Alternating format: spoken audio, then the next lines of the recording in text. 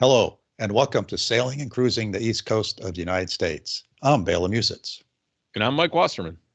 This is our podcast about sailing the East Coast of the United States. In some episodes, we'll focus on passages and destinations. In other episodes, we will talk about boats, equipment, and techniques. And when we come across an interesting person, we'll try to get them as a guest on the show. Before we dive into this episodes, we need to say a special thank you to our supporters. Several listeners are supporting the podcast using Patreon. If you would like to join them, you can go to patreon.com/sailingtheeast. Thanks for the update, Bela. And yeah, thanks to our supporters. Now, today, I'm really excited to hear who we are talking with on this episode. Yeah, our guest today is Jeff Wettig. Jeff is a longtime podcaster and a Chesapeake Bay sailor. His podcast about sailing, titled Shooting the Breeze, has been around since 2014 and has over 165 episodes. Jeff and I had a great conversation all about sailing and some about podcasting as well. Yeah, this is a cool idea, Bela. It's neat to see two sailing podcasters kind of sharing some stories. Now, I'm going to imagine that this is going to be a pretty interesting conversation. I'm not sure who's going to wind up interviewing who on this one, but let's get right to your conversation with Jeff Wettig. Hey, Jeff, this is Bela. Nice to meet you. Hey, Bela, I'm Jeff. Nice to meet you. Yeah, so two longtime podcasters. I've been following your podcast for a number of years, and it was probably one of the many that inspired me to start my own. So thank you. Oh, well, no problem. Thank you. Yeah, I've definitely listened to over, I would probably say between half dozen and a dozen. I was kind of going through your playlist like, oh, I didn't listen to this one. Didn't listen to that one either, but I did listen to a bunch of them. And I just think it's kind of funny. We also end up on the same guest here and there. Yes. Within the same few weeks or months. So, yeah, we're definitely in the game, as it were. You know, the podcast. Yeah. When I started podcasting, sailing, you know, me and Andy Shell kind of started not exactly the same time. He had one before a different podcast, and then he started the sailing one, and I came along a few months later. But at the time, he was living in Lancaster, Pennsylvania, and I just moved away from there. That's where I grew up. And he grew up a couple miles up the way in Reading area. And I'm like, how did two sailing podcasters come from the same, area where there's no water except for an hour and a half away, you know? Right. But yeah, it was definitely back then. There was like, 4, 5 podcasts. Yeah. Now there's probably more like 20. Yeah. Yeah. Well, there's still fewer podcasts than there are YouTube channels. That is definitely the truth. Right. And only a very few are making any reasonable amount of money. Oh yeah, for sure. There are labors of love for the most part. Yeah, there was. I started watching Delos, I think in 2013, 2014, like right around the time I started the podcast, and I'd interviewed a friend of mine from Baltimore, and he's like got YouTube up on his like 70-inch screen TV. I'm like, hey, that's pretty cool. You know, you're watching YouTube. What are you watching? He's like, oh man, sailing videos. What, you've never seen Drake Paragon? You know, you've never seen Delos? And I'm like, no, I've never have. Yeah. It is amazing how this medium is now available to anybody. Yeah. Whether it be podcasting or YouTube, right? 20 years ago, you couldn't do that. Right. It was impossible. Yeah. It cost, you have to buy $50,000 worth of equipment and there was no place to stream it. Oh yeah, for sure. It really is remarkable. And some of the stuff is really good. Oh yeah. Holy crap. I look at like the Delos ones and a whole bunch of them. I look at like Delos and that husband and wife team who weren't sailors. I'm drawing the Winds. No, the Gone with the Winds, yeah. Gone with the Winds, right?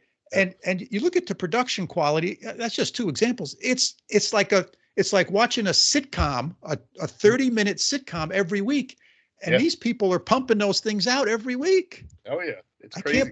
The amount of time they must spend is incredible. And when I first started watching Delos, I think in real time they were like around episode 60 something when I started watching, and I was like, no, I'm going to go back and I'm going to watch them all and then try and catch up. And I can see the progression because by the time I caught up, then they were getting into like episode 100. And when Guy Curl came along, he was like in the game of video editing and image manipulation or whatever. Like he once he got in the mix and started showing them and helping them out, it was like this corner had been turned. Yeah. Now all of a sudden there's like slow-mo and you know, these real action shots, and you could tell the editing game had just been quadrupled, you know what I mean? Yeah. And to that end is probably when I stopped trying to make YouTube videos, because how many times can you watch me sail up and down the Northeast River on my 26-foot boat and make it look interesting, you know? Yeah. Yeah, and some of those are, it like reminds me of when I was a kid and watching Jacques Cousteau, you know, with his underwater photography and stuff. Oh yeah, and some of these channels just or National Geographic, they're just great. Absolutely. Oh yeah, great. Once the cameras, like once the GoPro really got really good and they started, you know, being able to take them underwater, and then they had, you know, after that kind of exploded. I don't even know what cameras they're using now, but the whole 4K thing came in, and when that happened, then it was like game over. Yeah. I think I have a GoPro Hero 3 that's clamped up to my cabinet over here that I haven't used in about 6 years. Yeah. Yeah. So back to Lancaster. So I'll give you another data point. So for many, many years, I lived in Allentown. Oh, really? Wow. Yeah. Nice.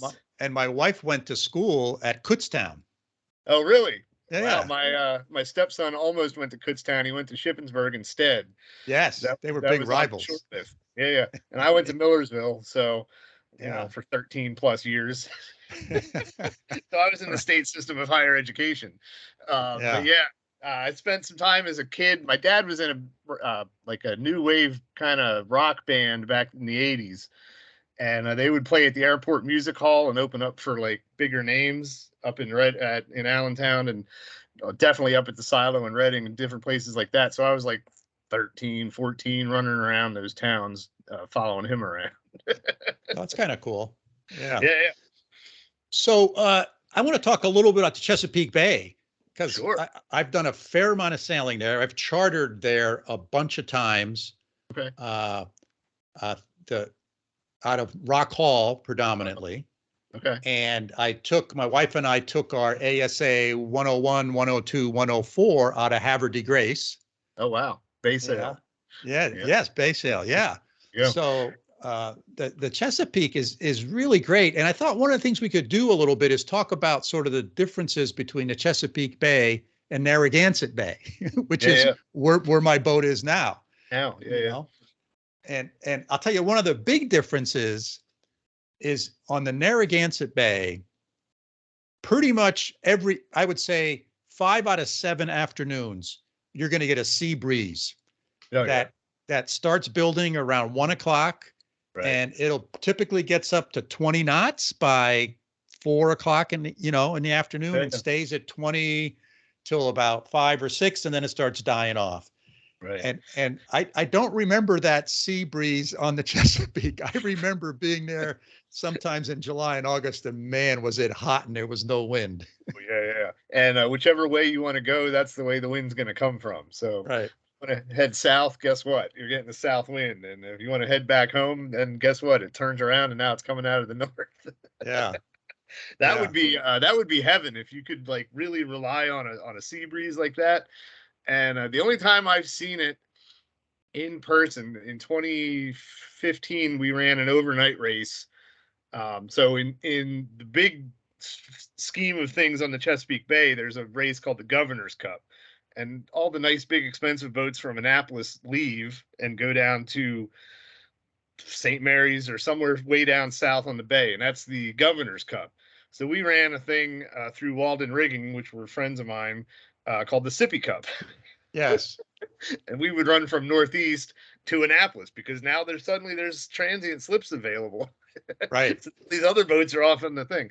So we did an overnight race, and I was not thinking in terms of sea breeze. I'm looking at the forecast, and I'm like, well, the wind's coming out of the kind of the southwest, and that's perfect for me. So I hugged the western shore going past Aberdeen Proving Ground. And as soon as it got dark, 8:30, 9 o'clock, man, the wind just died, and now all of a sudden it's coming out of the east-southeast, which is a sea breeze, and I'm on a lee shore. So everybody else who, was smarter than I was and kind of went to the eastern side, Yeah. were now way ahead of me because now I had to get over there, and that filled in right until like 3, 4 o'clock in the morning until it died off. And we just don't see it during the day. We'll see it, I guess, in the middle of the night when nobody's ever out sailing. But that surprised me, and I was like, wow, I didn't even think of that. Yeah. So I'm trying to figure out where you're located on the bay. So as I remember, a little north of Rock Hall, the channel splits. One to, I guess it's the east, and the other to the west. Well, it kind of splits there outside of Havre de Grace. So there's that big open area outside of Havre de Grace, Susquehanna Flats. Yes. And kind of to the eastern side of that, when you get up there, so there's a marker out there. We call it the A marker, and it's kind of the delineation. So you can either go left and go to Havre de Grace, or you can go right and go up the Sassafras, or you can go a little bit in between left and center, and that's the Northeast River. Ah. To the right and center is the Elk River, and in the middle that's the Turkey Point Lighthouse. So if you go up the Elk River, that takes you up to the Bohemia and then the C&D Canal, and that's where the shipping channel runs. Yeah. And we're kind of like in no man's land in between Havre de Grace. Got it. Okay. Now I know where you are. Right. Yeah, all the way up the Northeast River, and a lot of people shy away from it because it doesn't get you anywhere other than Northeast and Charlestown. But it's all blue on the map, on the chart. So it looks like it's less than 6 feet all over the place, but it really isn't. There's a channel that runs up past the points, which is, 8 to 15 foot deep. And even where you get up to where we are, and I mean, unless it's like a really low tide, like if it's been blowing out of the Northeast for 3 days, then it might be a problem. But, usually it's 7, 8 feet deep all the way up through there. Yeah. Nice. Yeah, I've been up to Havre de Grace, and then I haven't been any further up than that because there's a bridge up there, I think, that's not too far past Havre de Grace. Well, if you go past Havre de Grace, that's the Susquehanna River. You're kind of entering the base of it, and there are bridges there, and I've not gone that way, but if you look at the chart, it gives you the air draft of those bridges. Yeah. And theoretically, I guess we could sail up there, but I've just never chanced it. Yeah. There might be a lifting bridge in there that has to be up. And just never went up that way. Plus, it gets, you could probably go maybe a mile or two, maybe not even two, probably a mile and a quarter, and then it starts shallowing up and getting rocky. So yeah. Well, I've been through the C&D Canal a couple of times, so that's not a bad trip. Yeah, I think that was one of the ones I listened to, one or two of them where you were kind of making that transit. Yeah. Through there and then up through the coast, I guess, through New Jersey and whatnot. Oh yeah. Brought the boat up from Florida. Yeah. Friend. So that friend of mine who bought a boat, right? He's never sailed in his life. This is one of those great stories, right? Yeah. And his son, who was in college at the time, was like super into sailing, was on the college sailing team, racing those little dinghies or whatever they race. So they decided to buy a boat. They bought a Passport 40, knew nothing about sailing. And so I went down to help them bring the boat up from Florida. So that was quite a trip. It was quite a trip. Yeah. And that's one thing for me. I'm a bay sailor. I've never actually sailed outside of the Chesapeake Bay other than the Susquehanna River. But I've never been ocean sailing. I've been out on the ocean on fishing boats, and like my ex's father, 15 years ago had a 26-foot Trojan that we would go out on like dolphin runs or whatever out of Lewis, Delaware, and just go out in the ocean like 2 or 3 miles. And sometimes go fishing out there. But I've never actually sailed in the ocean other than we took a dinner cruise when we went to the Virgin Islands right before the pandemic on a catamaran. Yeah. That was nothing. That was just like 2 hours out and an hour back or whatever type of thing. Yeah. So I'm not, I don't want to say I'm not qualified, because I've been sailing since 2002, but I've never actually been on passage or I've never been out in big waves or anything like that. Yeah. Well, that friend of mine and his son, they just sailed from Newport to Horta in the Azores. Wow. Yep. So they actually left this morning. Oh wow. Horta, and they're heading to Spain. So, wow. I mean, they have really stepped it up a few notches. I interviewed them for the podcast, so their episodes will actually come out before this one. Okay. But yeah, that's quite they quite adventurous. And I'll tell you, I've done a couple of passages, not a lot of them, but it's much more relaxing sailing out in the ocean when you're 5-10 miles offshore. There's nothing to hit. Yeah. There's no other boats. It's you set a point of sail and there's like nothing to do. It's boring. Right. It's very, very different. Because I also did a trip from Halifax to Newport. Oh wow. And so that involved like I think it was 3 nights to get from Halifax down to Boston. 3 days of continuous sailing.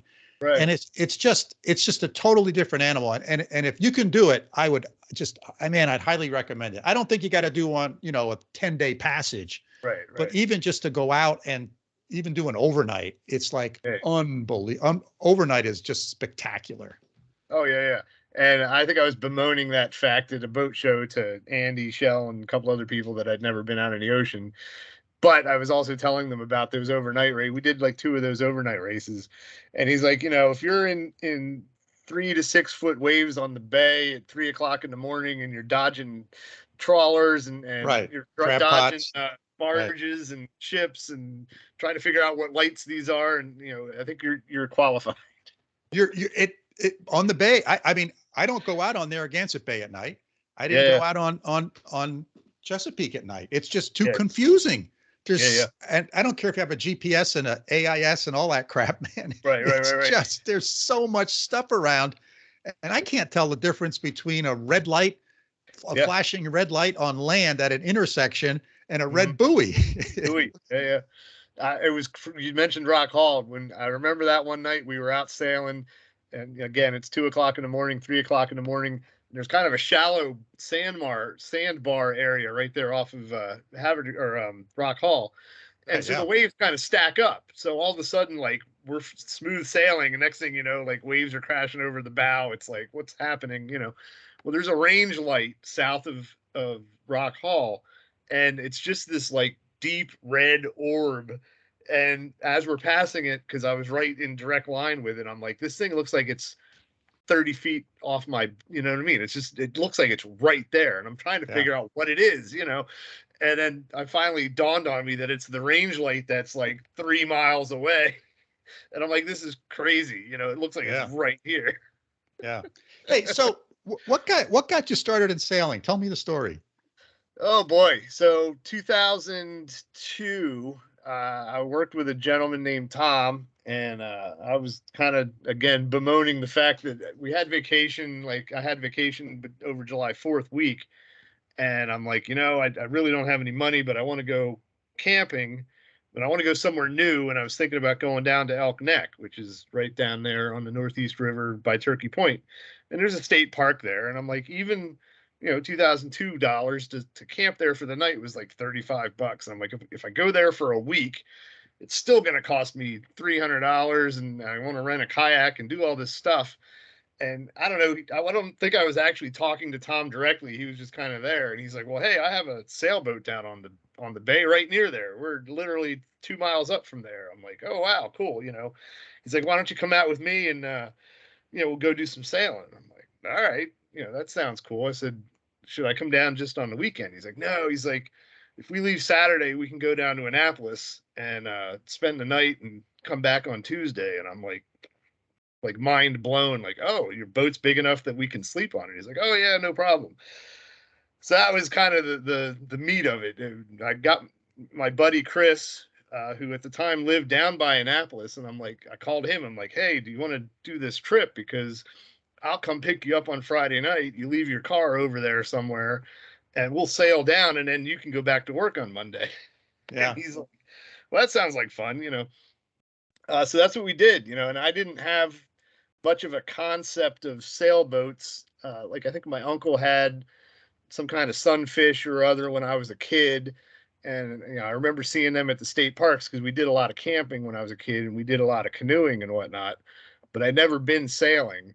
And then my grandfather actually had like an 18-foot, I don't even know what brand it was. I have a picture of it stuffed somewhere in a photo album. And I don't know that he sailed it necessarily, but he had like a radio and he would play with that, and he would take it, and he had it on different slips down in Port Deposit on the river. And it was one of those things where I was like early 20s, I had a kid, I was working 3 jobs and whatnot. And it was like, I just never got to go Sure. with him. And then he passed away, and it was like, it was one of these like holes in my heart type of deal, So when he said about sailboat, I'm like, wow, that sounds great, Yeah.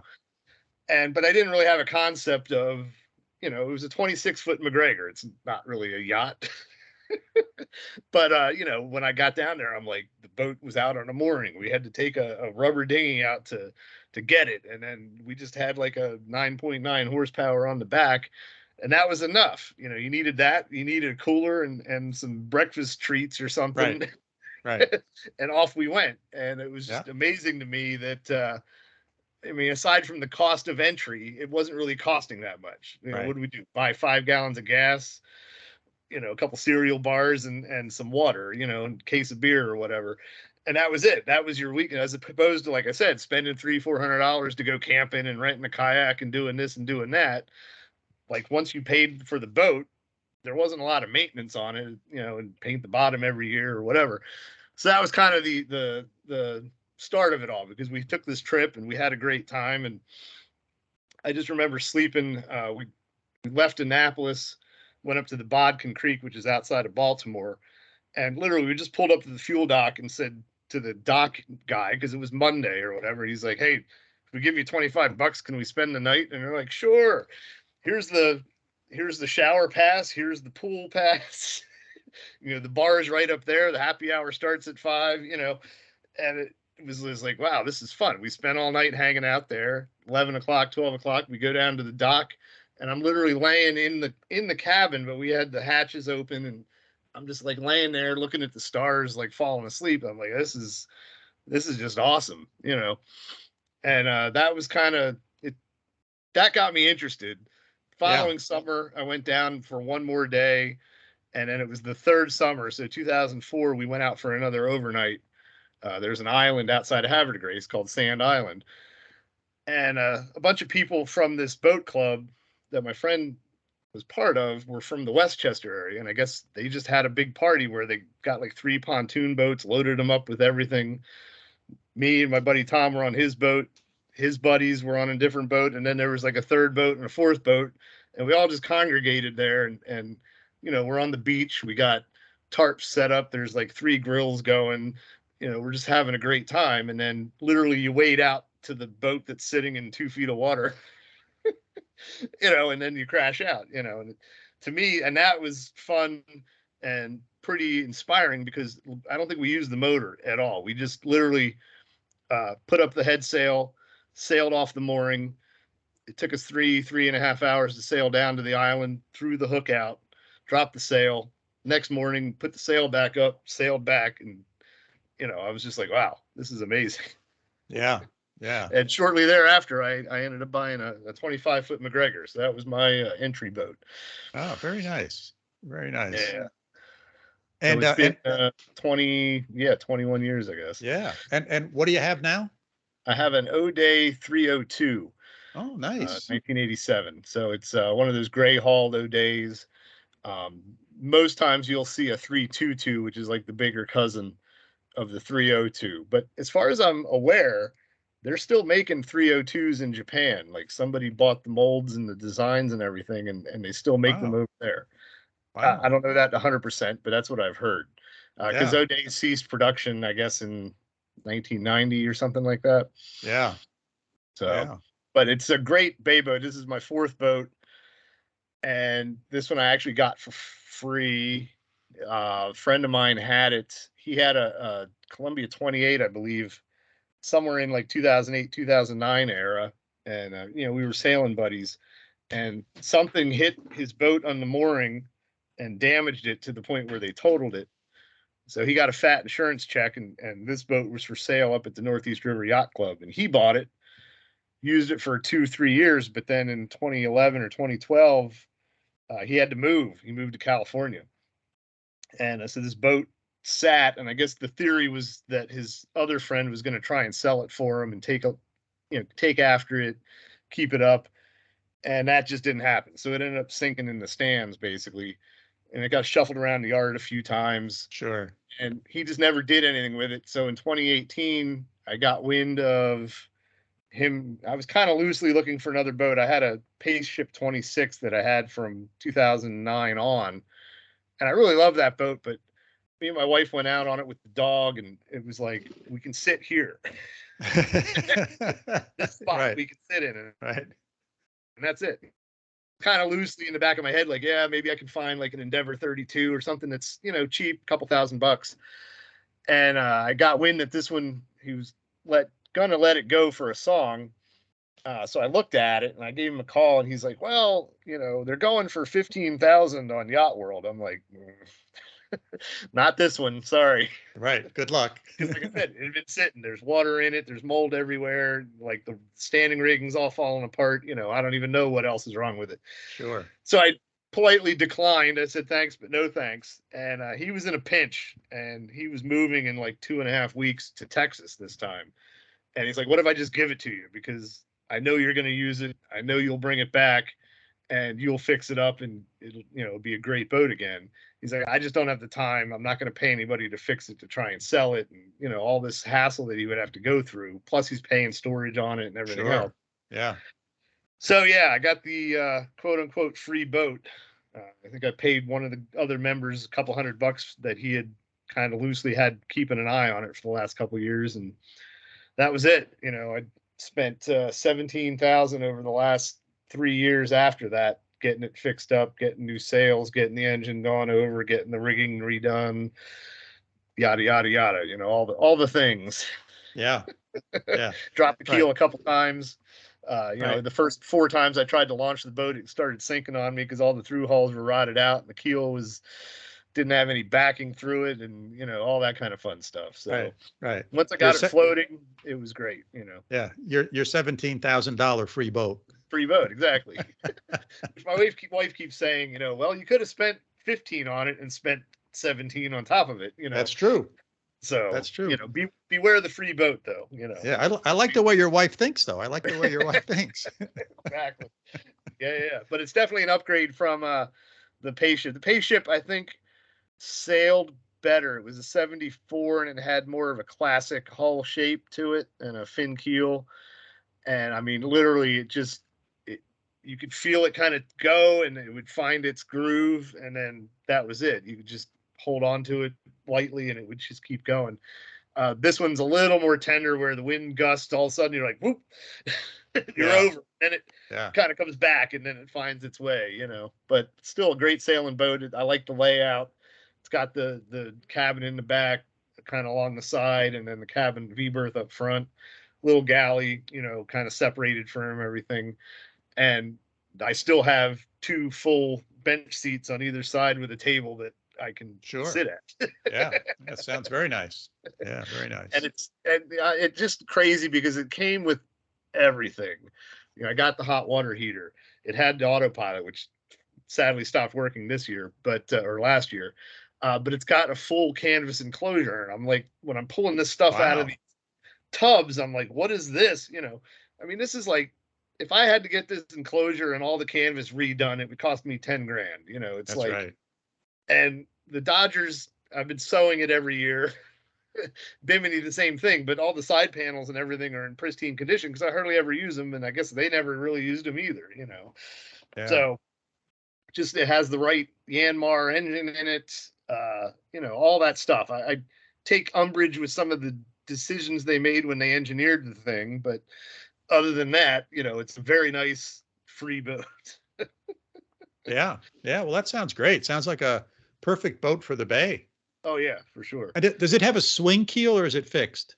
It's one of these fixed wing keels. Oh, okay. And it kind of sits.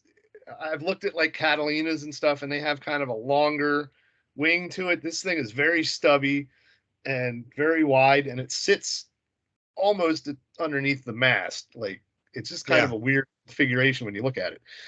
Like I said, I've looked at other Catalinas and stuff that have the wing keel, and I don't know. They say it's a lifting keel, so when you get underway, it forces pressure up to whatever. It's 80s technology. Yeah. Rough luck, you know. Yeah. Very nice. Very nice. So you have any sailing trips planned this summer? This summer, I do not really. I'm kind of in between. The company I worked for closed down in April, and so I found myself suddenly needing a job, and which sucks because I had gone back there because they gave me my time back, and I had 4 weeks vacation, and if I made it to the 62, I would have had 5 weeks of vacation. You know, now suddenly I'm starting over, but Bryant Gorell, he started the Upper Chesapeake Bay Facebook group, and I did a podcast with him like 5 years ago, and we did a bunch of Zoom calls over the pandemic that he sponsored, and we've been friends online for a long time. He's an HVAC manager for a mechanical contractor down in Towson, Maryland, which is like 40 minutes south of here, and he reached out. He's like, "Do you want to be an HVAC tech?" And I'm like, I had some building maintenance experience and things like that. And I just told him, I said, I've changed filters, belts, greased motors, done all this kind of stuff. But if you want me to be the guy that shows up at somebody's house because their system's not working, right, that's not me. He's like, "Oh, you'll figure it out. We'll send you to training, whatever. And then we'll give you a van." Because I was like, I don't feel like driving my car another 20 minutes extra. Right. And he's like, "Oh, we'll give you a van. Don't worry about that." And all this, every time I brought up an issue, he's like, he delayed it with something else. So I'm like, all right, I'll give it a try. You know what I mean? So that's kind of where I'm at now. I just got through my first 90 days there and just actually started taking vacation. I took a couple days this week. Originally, I thought we might get out for like a 5-day trip. But just with the weather and the storms every day, and I got all these house projects that I've been putting off. So I nixed that sailing trip. And I only have like another week, so we're taking a week between my stepson's getting married October 7th, and the Annapolis Boat Show is the next weekend. So I figure I'll just take that week, and if I haven't hauled the boat by then, maybe I'll either haul it. I'm actually considering maybe taking the boat to Annapolis and then hot footing it home on Sunday, because that's one of the things my wife's dad and stepmom and family used to live in Annapolis, so we always had a place to go. Past 3 or 4 years, it's like I'm trying to get Airbnbs and hotel, bad hotels near Baltimore Airport because I'm always too late and trying to book them. I'm like, wouldn't it be so nice if I just brought the boat and threw the anchor and there it was. So I'm considering that. I haven't decided yet if I'm going to do that. But anyway, I have some long weekends between here and there, so I'm hoping to get out at least a couple times overnight just in the local area. I had one in June where we had like a micro cruise at Hans's Point Yacht Club, where I belong. And we had like 8 boats, and we just literally went across the river, dropped the hook, and then we had 23 people on my friend's Island Packet 380. Wow. With we had food, we had drinks, and then my friend Matt came over with ice cream from his boat because he just put a freezer in. Wow, very nice. He even put ice cream truck music on when he was dinghying back over. That's pretty good. Yeah, we had a really good time. So I'm kind of looking forward to doing a little bit more of that this year, and then hopefully next year I'll get back to, usually in the past, for the past 13, 14 years I've been going at least for a week. Back in 2012, I think was my big trip. I went out by myself, but I was with 2 other boats, and I was out for 12 days. And we made it all the way down to Tangier Island, which is in Virginia. And that was some pretty good, because we had some, we holed up in Solomon's Island because of small craft advisories. It was kind of like, okay, Tuesday there's going to be a small craft advisory, so Wednesday we'll leave. Well, Wednesday was a small craft advisory, and Thursday was a small craft advisory. Right. So kind of like, well, we got to go if we're going to go, so we might as well just leave. And that was some sporty conditions to be single-handing a 26-foot boat around the middle part of the bay. But that was like my big trip. But yeah, we've been all over, at least from like Oxford up. So I've been to Oxford, I've been to St. Michael's, I've been to Rock Hall, I've been to Annapolis, South River, West River, Rhodes River. I haven't been into Baltimore proper yet, but we go into like Bodkin Creek. And then, of course, there's Wharton Creek, Fairleigh Creek, Still Pond, up into the Bohemia and the Sassafras and Georgetown. And I've never actually gone to Havre de Grace either. We've gone up to Sand Island a bunch of times, but I've never actually stayed the night in Havre de Grace. Yeah. But they're all, the thing about the Northeast River is, I mean, it's 4 or 5 hours to anywhere. If you're going to go to Still Pond, that's a whole afternoon into the evening of sailing. You know what I mean? Yeah. So we tend to split it up. But I have motored back from St. Michael's twice now in one shot, and that's a 10 or 11 hour trip. Wow. And one of the great things that I remember about the Chesapeake is that there's just so many great anchorages. It's like everywhere there's a little nook and cranny that you can pull into, and it's mud. You can get a reasonable hold. Yep. And that I miss that because the Narragansett's not like that, right? There's very few. There's actually very few anchorages, at least the ones that I have found. And I got to tell you, when I anchor, I get anchor anxiety. Right? I don't sleep well. But on the Chesapeake, these little coves are so well protected, on like almost, like 340 degrees, they're protected. It's just, I miss that. I really miss that. Oh yeah. And I've been through some blows already where like we knew it was coming type of thing. Yeah. And we would go like the one time it was in September, and it was one of these cold fronts was coming through, and it was dropping from like 75, 80 to the next day was going to be like 45. Yeah. And, I mean, that wind came in and we were tucked away up in the Sassafras River. And it blew like hell. It's still, we had pretty good protection. And there's just all those creeks, and it's almost like it's to the point, I've been sailing for 20 years, and there's many creeks within 2 days sail that I've never been up, Yeah. Yeah. Hey, I was thinking you were talking about doing HVAC stuff. Yeah. A friend of mine and his wife, probably 30 years ago, sold everything, bought a catamaran, and they've been sailing. Actually, I interviewed them for the podcast. And the first year they were out on a catamaran, they were down in Florida, and she took a marine HVAC course. It was like 10 weeks or something. And she worked for a company for like a year while they were down kind of in Florida, outfitting the boat and doing that stuff. And this is how they pay for it now, because every place she goes, people need air conditioning, right? Yep. And so it's worked out really well, and that, pays really great. And she works when she wants to, and when she doesn't want to, she doesn't. And they hop off to another island or something. And boy, I'll tell you, those trades are really important. And, and they're great ways to sort of, make a living. Oh yeah. And I thought about it too, because, after a couple of years here, I'll be a journeyman, and you can pretty much go wherever and do whatever you want. Yeah. And, my boss is always in the Facebook group. A couple of weeks ago, somebody was like, "Hey, my boat air conditioner is not working. Exactly. On Freon," and he's like, "Oh, it's probably not that. It's probably something else," Yeah.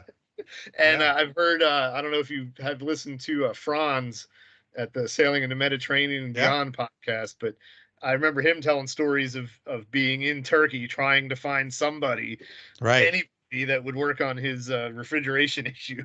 Right. You know what I mean? Right. So it's definitely something I've considered down the line. Like I'm a fairly mechanical.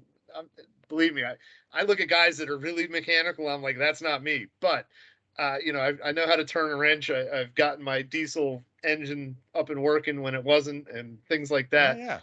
I'm sort of handy with the fiberglassing and stuff like that. So I think when I'm a little bit older and it's time to like try and find something different, maybe I'll find a hidey hole in a marina and just say, open for business. Yeah. Do you ever think about selling everything and living on a boat full time? Definitely considered it, thought about it, kind of in the real world, because it sounds great, And if you're cruising, like you're actually going from place to place to place to place to place to place, that sounds great. But I've kind of gotten to the point where I'm like, unless it's a really big boat, Yeah. I like my house. Yeah. I like having a garden. I like having the lawn. I like air conditioning. I like the sofa. I like the couch. I like my office nook. So I'm kind of in the, obviously I'm a ways away from retiring or doing anything like that. But I don't think I would sell everything. I think I would try and figure out a way to, like, maybe 6 months on the boat, 6 months off the boat, or something like that. Because believe me, even going out in the bay for a week and like those 12 days, on day 12, I'm ready to go home. Yeah. I'm ready to be comfortable and, that sort of thing. Yeah. No, I agree. I'm like you. I Yeah. don't think I can see myself living on a boat 12 months a year. Right. I could definitely see living on it for, 2, 3 weeks, 4 weeks. I could even see taking it down to Florida or something, Yeah. Right. But, Florida's easy. You can take it halfway and hop off and fly home for a couple of weeks. I like my house. Yeah. And even though I have a pretty good sized boat and the bed's nice and comfortable, my bed at home is more comfortable. Yeah. And we'll see. Once I get my kind of vacation reestablished in a couple of years, I had always thought about, all right, if I got 4 weeks vacation, Yeah, I could take 2 or whatever, some version of that, and like go to, like, because I really want to go to like Block Island and up your way, especially in the summer. My friend Luke has been doing it on one of our boats at the yacht club. He's actually in Maine for like the 3rd season in a row. It's not even his boat. He's just kind of taking care of it and, playing along. But I was thinking, maybe I could do like 2 weeks up, 2 weeks back, or a week up, leave it sit, come back, do another week, go somewhere else, put it somewhere for a couple of weeks, come back. sure. And eat up those 4 weeks, kind of doing a big round, kind of Long Island type of trip or something like that. That's not terribly far. I would go down the ICW, but I think once you get to the end of the bay, there's a kind of a big gap between going somewhere where you can actually sail, Right. Unless you're going offshore. But going up north, if you can make that jaunt from Cape May to Block Island, should be doable in a 30-foot a day, you know what I mean, given the right weather conditions. And trying, the hard part to that, I guess, is keeping to a schedule that's a week at a time. But that was one of the things I had thought about. And then what I also want to do, and will happen one of these years, is I'm going to either charter like in the VVI for a week, or I'm going to get on board like Sail Libra or one of Andy's boats or something on some kind of passage. Yeah. Libra is nice because he kind of structures it Saturday to Saturday, whereas Andy's a little more loosey goosey, and it might be 10 days, it might be 12 days, who knows, you know what I mean? Right. But Libra is a nice boat. I met Captain Ryan Rayfield. I interviewed him even before I met him, and then he came up to Baltimore a couple summers ago. I was able to check out the boat, and it's a nice boat. And so anyway, that's kind of in my back of my mind. What, I'll take a week in the next year or two and do one of those kind of trips. Yeah, for sure. Well, coming up from where you are up to here, you can do that without doing any overnights, because you can go Cape May to Atlantic City, right? Then Atlantic City to Sandy Hook, yep, and then Sandy Hook through the East River, New York City into Long Island Sound. Yep. So you can do it on day hops. If you don't want to sail overnight, or you don't want to go out, sort of, because Cape May to Block Island, you're offshore. Oh yeah. That's a good 2-day trip offshore. Yeah, you're offshore, which is fine, but that's sort of a different level of anxiety. Yeah. Like I said, my friend Luke and my friend Julie, they're both, well, Julie's an actual captain and instructor. Luke's just been around enough to know better, you know what I mean? And the last 3 summers, one of our members has a Sabre 38, and they actually did the Annapolis to Newport race this year. Oh, nice. Yeah. And then once they finished that race, they just kept going, and the boat's up in Maine. The first year, they just kind of stayed right around Block Island, Mystic, kind of that area, came back. The second year, then they went all the way up to Newport and Gloucester and Maine. And now this year, they just skipped all that pretty much and went straight to Maine. And then maybe they'll hit that on the way back or whatever. But Yeah, they had some sporty conditions that I'm not so sure. Yeah, I think my boat would handle it, but I don't know that I would. Yeah. Well, the great thing is the weather forecast for like the next 3 days is pretty damn good. Good, yeah, yeah. But once you get past 3 days, it's a crapshoot. Yeah. If you can make it in those 2 to 3 day windows, Right. And have something you can, and even then they were like, yeah, I think the one trip home, they were like, yeah, it was calling for like 15 to 20, but it was 30 to 35. Yeah.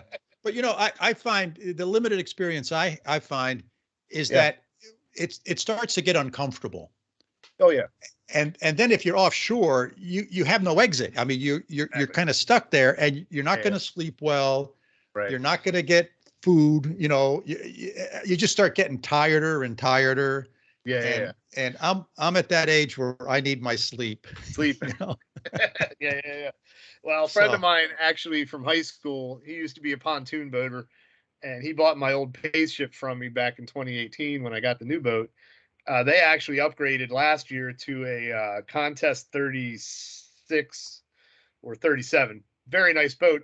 And they kind of walked into a great deal because my friend Ralph, who owned that boat, spent 2 years fixing it up because he was going to go offshore.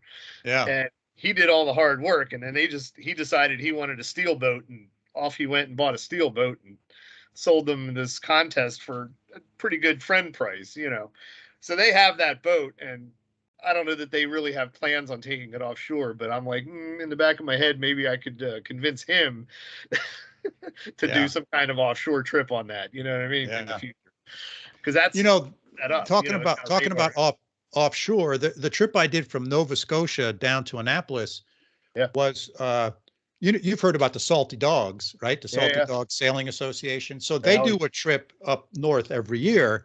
Yeah. And so you can join the Salty Dogs Sailing Association as a associate member.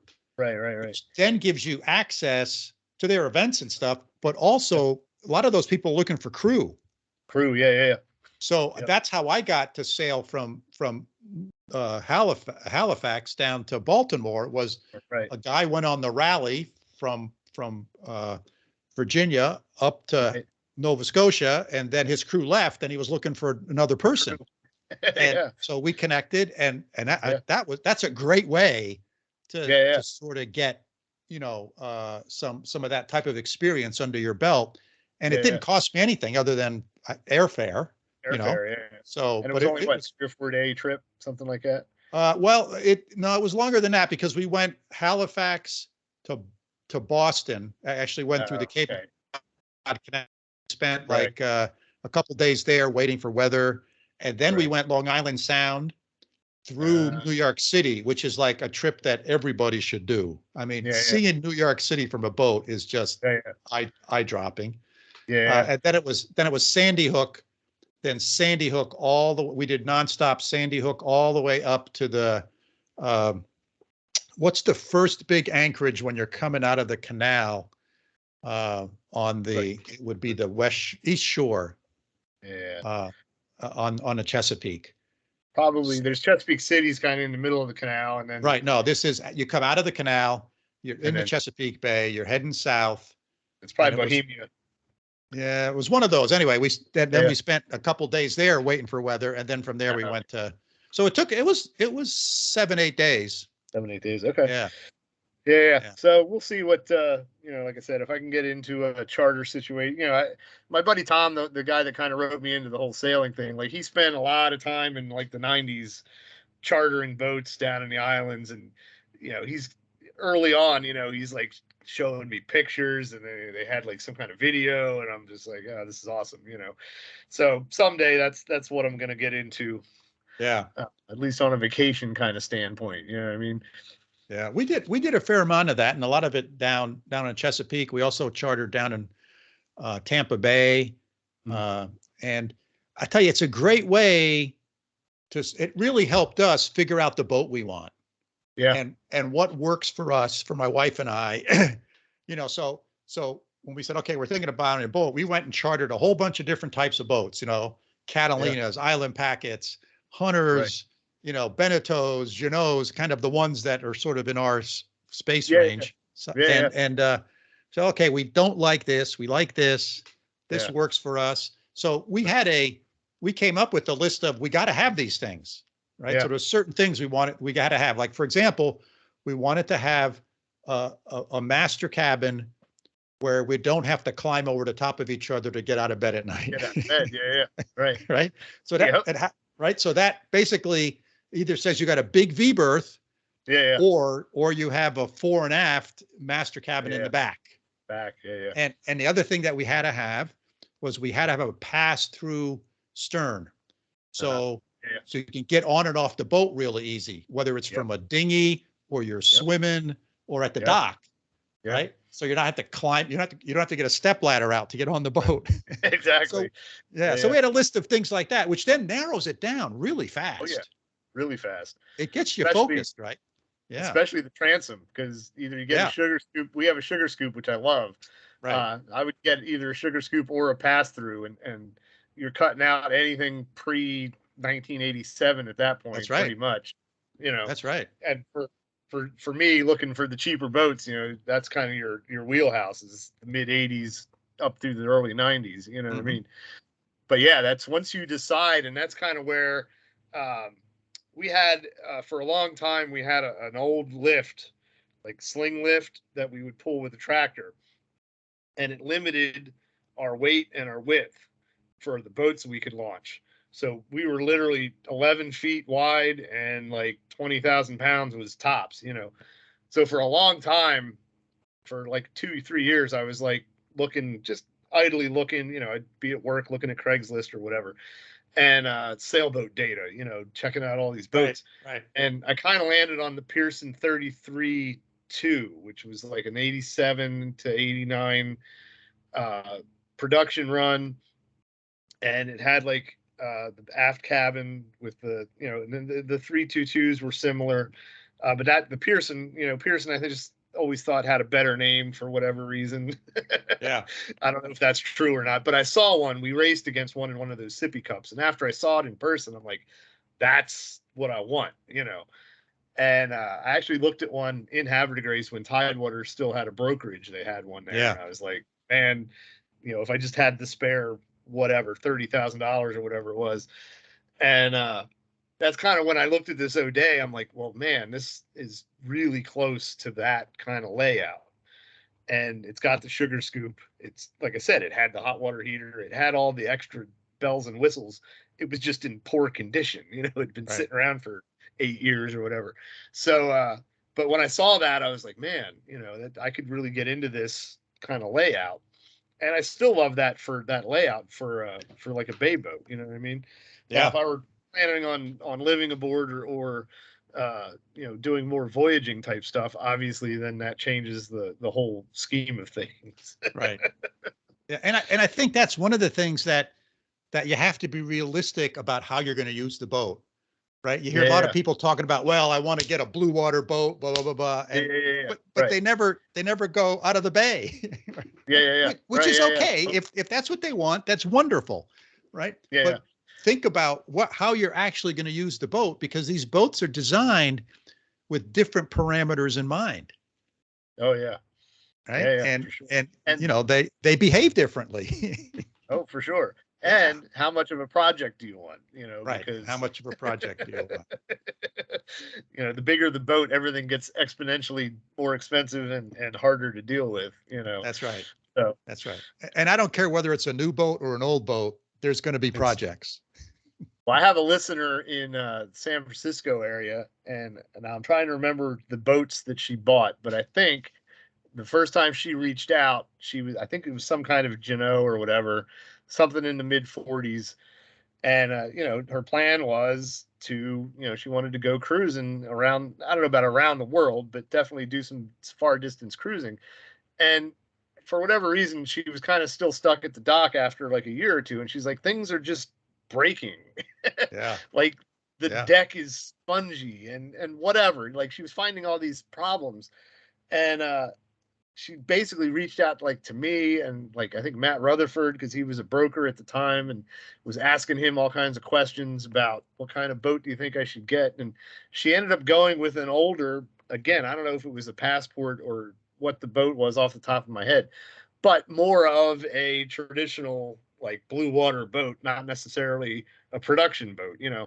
Yep. And now she's finally off cruising. I don't think they got much further than going around San Francisco at this point, but you know, it's not because of the boat, because she fixed everything. Right. She had a punch list and decided, I'm going to get an older boat and I'm going to fix all this stuff, but it's going to last once I'm done with it, you know? Right. And that's kind of where she's at now, because if she was still chasing a spongy deck after 5 years, you know, who knows? And I think that's kind of what happened to, if you ever watched Sailing Nervous, yes, a guy named yes. They were from this area, and I got latched onto him pretty early on because he looked at some of the marinas around and some of the boats. Like one of the boats he looked at actually in my yacht club right now, sitting on stands for the last 5 years. Anyway, like they went south. They did the whole thing. You know, they sold their stuff. They got on the boat. They went south, and they had all these problems.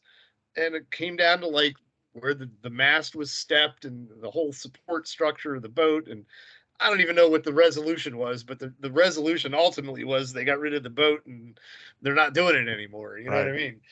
Right. So again, it comes down to what you're willing to deal with, I guess, and what you're actually going to use it for. Right. Yeah, I think you're spot on. It really has to be realistic about how you're going to use it, and be really realistic about the amount of time you have to give it. Oh yeah. And the skill level you have for fixing things. Well, and even my boat, like I said, I tried to launch it 4 times before I finally got it squared away. And I mean, I inspected everything before I bought it, and I'm like, well, all right, you know, it's dirty. It's I can get the motor running, I'm pretty sure. You know, the staying or the running rigging I can replace. That's not a problem. You know, I called the rigging people to come check my standing rigging, and they said, you got to replace this, you got to replace that, whatever. I'm like, all right, that's just money. You know what I mean? Sure. But when the boat kept sinking, and I'm like, what the hell's going on? You know, I ended up having to figure out how to jack the deck up so I could get the compression post out so that I could get to the one bolt that's underneath the compression post that you can't get any other way, you know. Plus, you have to buy a torque wrench and an 18-inch extension and a deep ratchet. And, you know, that's $200 worth of tools just to get at the bolts, you know. Right. And then I had to, because the thing was, when I lifted it out of the water that first time it was filling up, I saw water running out of the keel, like from inside. Yeah. And I'm like, that's not good, you know. So I had to figure out a way to lift it up. We got the compression post out of the way. I undid all the bolts. We got the boat lift trailer underneath it, kind of lifted it straight up, and then the keel was just kind of sitting there. And, you know, I had to figure out all that just on my own because I can't pay anybody to come do any of that, you know. Right. And then I had to replace all the through hulls, which I thought I did. And then the last time around, I'm like, oh, I forgot the one under the galley sink. You know, that's the one that's leaking. Of course. Of course. So, you know, you got to just remember things aren't going to go as planned, number one. And if you think it's going to cost you $5,000 to fix the boat, double it, and then double the time you think it's going to take. Yeah. And there's still going to be something wrong, but, you know, you could probably live with that. You know, what can you live with? What can you put the boat out in? Just actually get it in the water and have it on a mooring so you can at least enjoy it, even if you're not going sailing.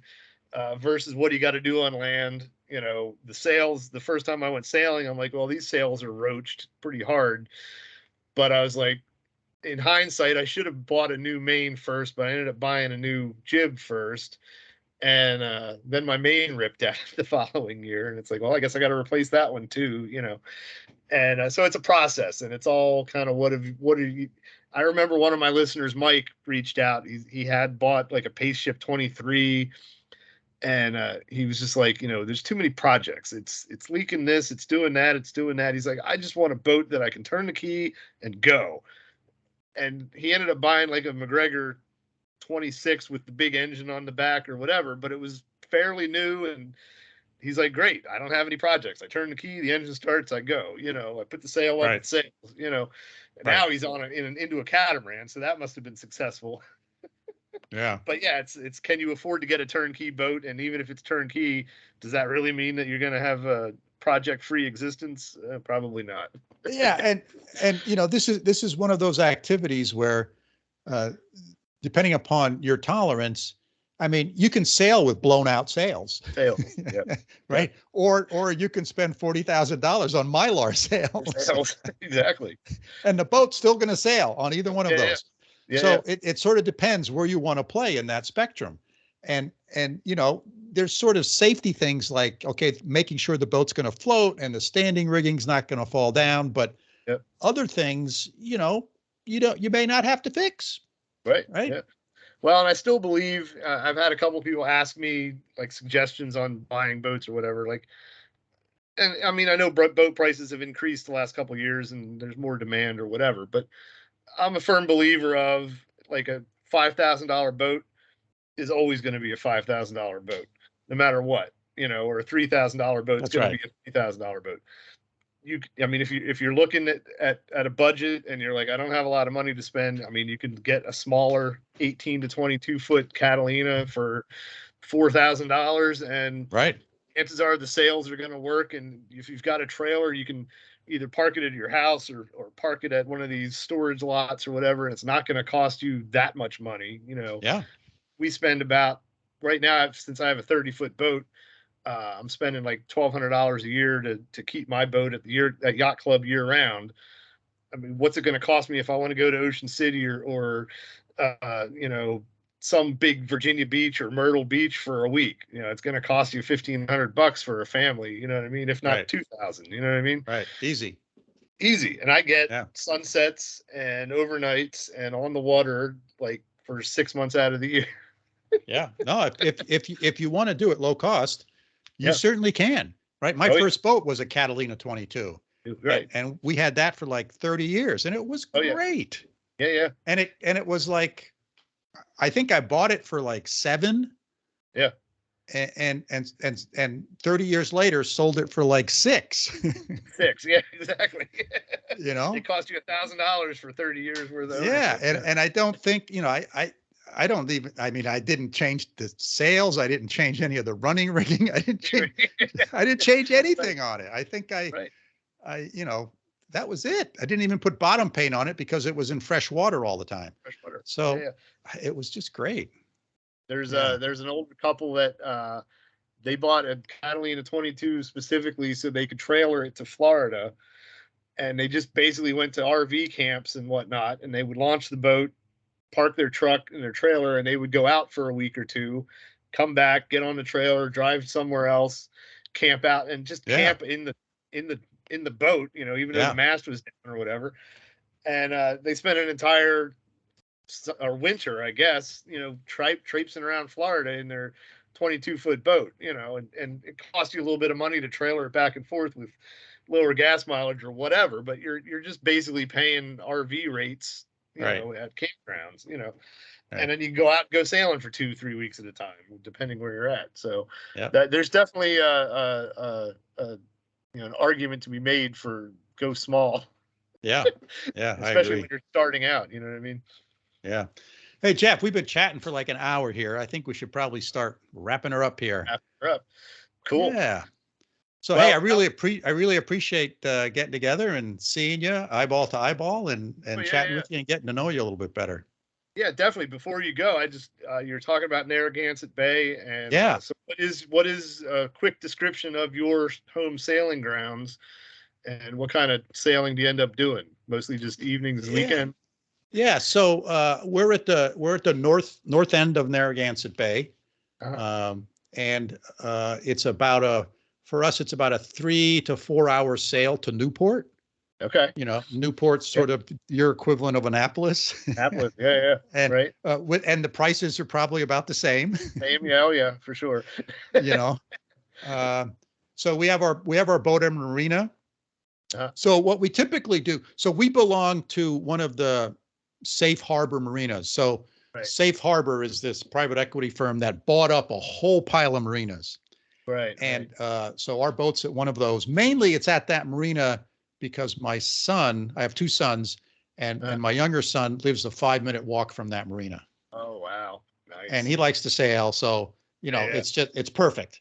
So anyway, if you keep your boat at a Safe Harbor marina, you can stay at any other Safe Harbor marina for free.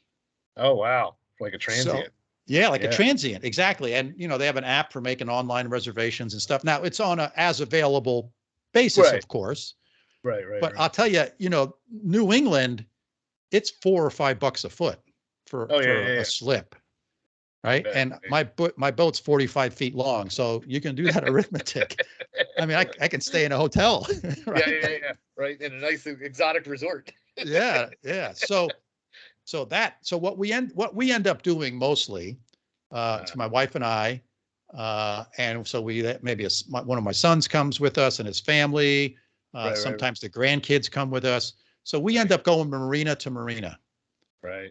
It works out great. We go sail for 5 or 6 hours, stop at a marina. Most of these marinas have swimming pools. So if the grandkids are with us, that's great for them. You can get off the boat. We can plug in. So if it's really hot, I can run the air conditioning. Oh, yeah. Right. And they have nice, our boat's got two heads on it and 2 showers, but the shower up at the marina is always bigger and nicer. Sure, exactly. So that's basically what we do. Is we sort of bop around from marina to marina, and sometimes that means some of these marinas have moorings, so we'll hop on a mooring. And like I said, when I anchor out, I never sleep well. If I'm anchoring out on your boat, I'll sleep like a baby. But if I'm anchoring on my boat, because you're not responsible. Right. I don't care about anchor alarms. I don't care about any of that stuff. I just don't sleep well. So we have figured out our niche, right? Our niche is fundamentally day sails and hopping from marina to marina. My older son and I, and for 1 week, and a friend of mine from skiing, on a different week, we went out. So I went out on 2 separate weeks, 2 separate occasions for a week with my son once, and then with my friend, where we did some more adventurous sailing, right? We went longer distances, got outside of the bay, etc. My wife does not like big rollers, right? So and that's, we know that. So why push it, right? Why have her be miserable? That makes any sense. So, I would love to, if I could get one of my sons into, taking a month off from work, I'd love to go down to the Chesapeake or go up to Maine or something like that. I'm willing to do that, and I got a beautiful boat for doing it, but it works out great. What we're doing. That's awesome. Cool. Yeah. All right. Well, we should do this again sometime down the road, and we can flesh it out a little bit more. Yeah, sounds great. I'd love to do that. It was a real pleasure chatting with you. And I really enjoyed it, Jeff. Say hi to your co-host for me. What is that, Mike? Oh, yeah. Mike. He's in Germany, Mike. Right? He's in Germany. Yeah. Yeah. Knows nothing about sailing. Yeah, I know. It's quite the dynamic. Yeah. It's a lot of fun. When I started my podcast, I thought and felt that I needed somebody to bounce things off of. So that's why my friend Chris Smoker is my co-host, even though he's very rarely on the podcast. But it's kind of like he's like part of the crew. You know what I mean? Yes. He's on masthead because he was there at the beginning. Because literally the first couple episodes was literally me and him sitting around the fire in the middle of winter at my yacht club, talking about what I wanted to do with the podcast. Right. Because I didn't think me speaking into the microphone and just yammering on was going to be successful. So kind of drug him into it. And then, after the first couple episodes, I got more comfortable, and, he still comes on from time to time if we have something going on, or he comes sailing with me or whatever. But it's always nice to have a compatriot. Yeah, it's worked out well. So he and I both were professors, business school professors. Okay. And he left where we were at and moved to Germany, and he's a professor over there. And after he left, we started a business podcast because we wanted to kind of keep working together, and we really clicked when we were working at the same place. So we started this business podcast, same format. I typically do an interview, and then he and I sort of do an intro and a summary. And then after I got the boat, I said, I think I want to start a sailing podcast. Right. And I said, Mike, why don't you be on the podcast with me? Because it was working really well. He goes, but I know nothing about sailing. I go, that's perfect. Exactly. Right. And awesome. it seems to work out okay. But that's the story on how it ended up being that way, right? Oh yeah, So, for sure. yeah.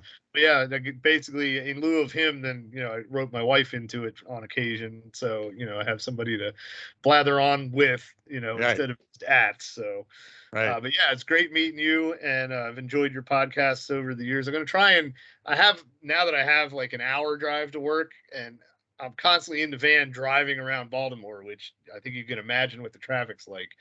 I've been listening to a lot of podcasts, so I'm kind of working my way through the ones I haven't on all fronts. You know what I mean? One I haven't been able to keep up with. So try and get yours into the mix, and because I did listen to the one you had with Simon and Sawyer.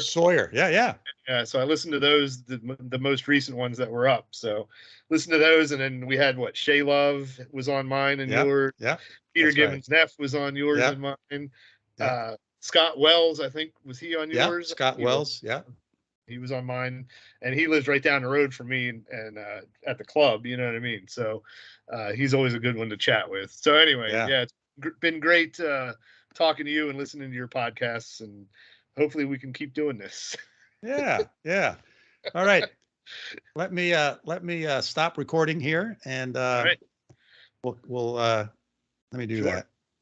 Well, Bela, this really wasn't an interview, was it? Really, it was more like a conversation between two old friends, and I really liked the back and forth. Now, it seems to me that you two have somewhat different approaches to sailing. What do you see are the main similarities and differences in your approaches, both to sailing and to podcasting? Well, that's a good question, Mike. I think one of the biggest things is Jeff works. He has a full-time job, and I'm retired. So I have a lot of flexibility in sort of when I go sailing, and even when I'm sailing, if the weather's not great, I can sit in the harbor a day. It doesn't matter to me. So I have a lot more flexibility and a lot more time to sort of tailor what I'm going to do, so I'm doing it when it's enjoyable to me, and not driven by time constraints. I think that's the biggest observation that I have. And, I've been retired now 3 years, a little over 3 years. And, that I can look back prior to being retired and say, okay, this is the week we're going sailing. If it rains all week, we're still sailing. Well, now if it looks like it's going to rain all week, I stay home. I'm not going to go sailing. We'll go the following week. And so I think that's a big piece of it. And I think that, he sails on the Chesapeake Bay. We've sailed down there a fair amount. We've chartered down there a bunch of times. It's a great place to sail. It's a lot bigger than Narragansett Bay, which is where I'm at. Narragansett Bay is like, I think, 35 miles long or something like that. It's pretty small, where Chesapeake's over 100. So it's got a lot of great places. I don't know, what struck you as sort of the differences in our sailing style?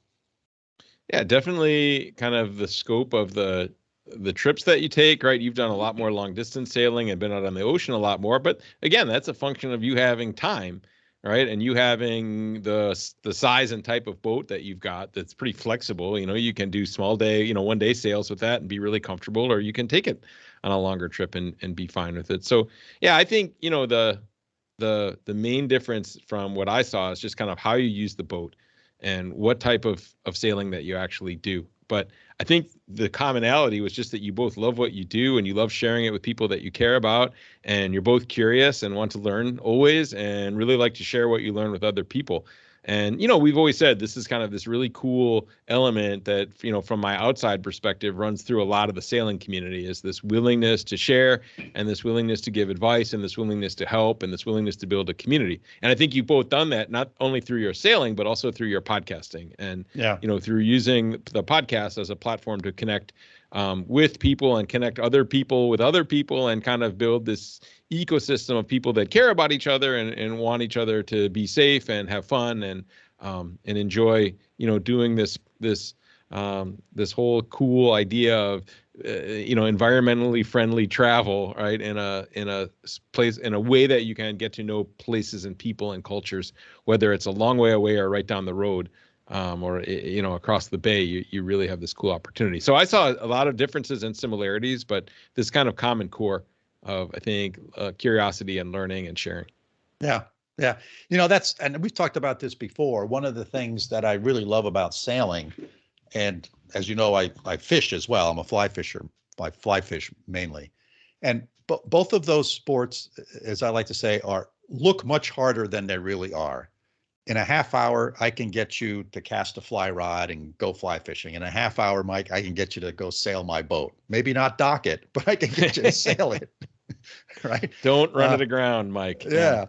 But if you want, you can spend the rest of your life learning about the fine points and the subtleties about these various different sports. So this is interesting to me because you can dive in as deep as you want or as shallow as you want, and for some people that deep dive is the enjoyment. It's that learning part that's really enjoyable. And to other people, they don't want to dive in deep, but they can still enjoy it because you don't have to be super skilled at these various different things to enjoy those activities. So that's one thing that's always appealed to me. And you know what? As I'm saying this, I'm thinking, well, the same thing is true about podcasting, right? I mean, we put in some time to this, but we haven't dived in really deep, and we don't do a lot of post-production stuff.